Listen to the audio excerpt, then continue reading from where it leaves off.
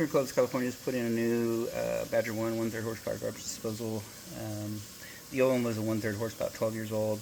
It was bound up and stuck, and when we took it apart, we noticed that the bottom plate was rusted out, so we told the homeowner we could put a new one in for them, and so hopefully we'll get another 12 years out of this one.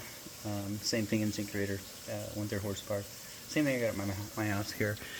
The only connections that we touched were here where the hose ties in. We did replace the mounting bracket.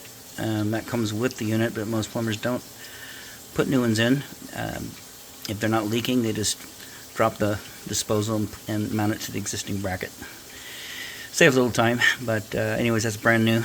And then disposal, that's your hose. We tighten it back down there. It's for your dishwasher to discharge. And then you only had one nut in here that was a little bit loose right there on this trap. Tubular P-trap, adapter, all this plumbing is yours. New gaskets in there where it ties in behind that mounting bracket right there. That was pretty tight. That was a little tiny bit loose. That was just swiveled. Just took it and spun by hand. So we tightened that down and checked that one back there. That's tight. So we're running a bunch of water down it right now. We like to do that before we leave because we don't know. I mean, you know, we'll check it for 10 minutes and then we're gone. And then you'll have to monitor this and just make sure nothing's going on. They do have a plastic tray or a rubberized tray I'm going to put back in there, which is nice. It helps keep the water off the bottom of the cabinet. But the real test is going to be when you run that first dishwasher run. Make sure it's discharging correctly. And didn't see anything else in there. It looked like it was leaking. Faucet looked good. Shut-off valves look good.